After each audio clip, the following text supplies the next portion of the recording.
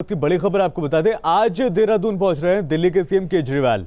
बड़ी खबर आपको बताएं, केजरीवाल ने ट्वीट करके इसकी बाकायदा जानकारी दी है।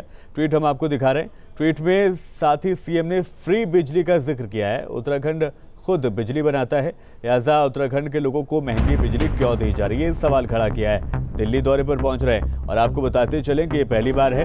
साथ ही साथ आपको ये भी बताना हमारी जिम्मेदारी है।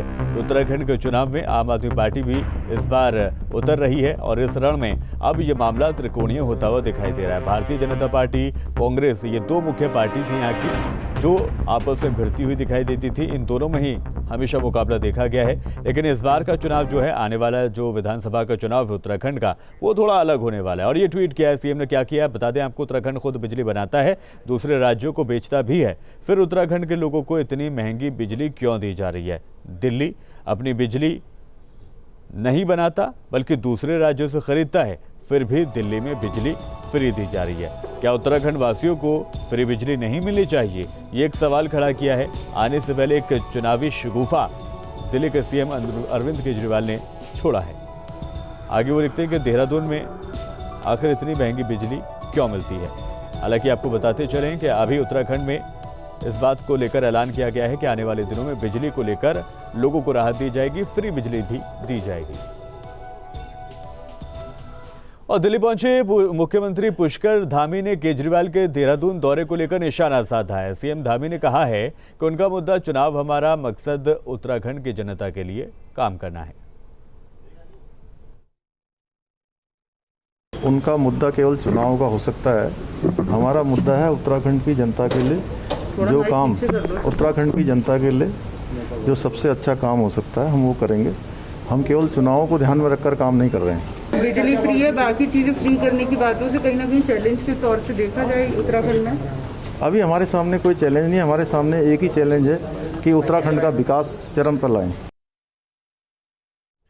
और ज्यादा अपडेट के साथ सुरेंद्र ढसीला हमारे संवाददाता जुड़ गए हमारे साथ। तो सुरेंद्र ढसीला, ये पहली बार है जब आम आदमी पार्टी ने चुनावों में उतरने का ऐलान किया और उसके बाद दिल्ली के सीएम यहाँ पर पहुंच रहे हैं। क्या कुछ प्रोग्राम यहाँ पर रहेगा?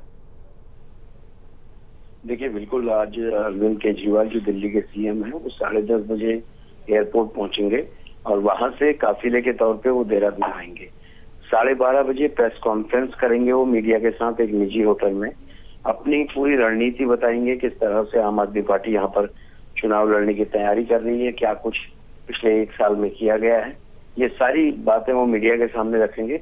और ये भी बता सकते हैं वो कि कौन चेहरे को लेकर, हालांकि पहले ही आम आदमी पार्टी ये साफ कर चुकी है कि कर्नल अजय कोठियाल के नेतृत्व में चुनाव लड़ा जाएगा। आज सभी के सामने ऑफिशियल तौर पर अरविंद केजरीवाल इसकी घोषणा भी कर सकते हैं। और दूसरी बात यह है कि आम आदमी पार्टी किन मुद्दों को लेकर चुनाव लड़ रही है, उन मुद्दों पर भी वो अच्छा करेंगे। बिल्कुल। और साथ ही साथ सुरेंद्र, हमने ये भी देखा कि दिल्ली में जिस तरह से आम आदमी पार्टी या दिल्ली की सरकार जो फ्री बिजली की बात करती है, फ्री बिजली देती भी है, उसको लेकर भी निशाना साधा और साफ तौर पर उन्होंने कहा है कि खुद उत्तराखंड अपनी बिजली बनाता है, दूसरों को बेचता है, तो फिर इतनी महंगी बिजली क्यों दी जा रही है। सवाल तो उनका वाजिब है।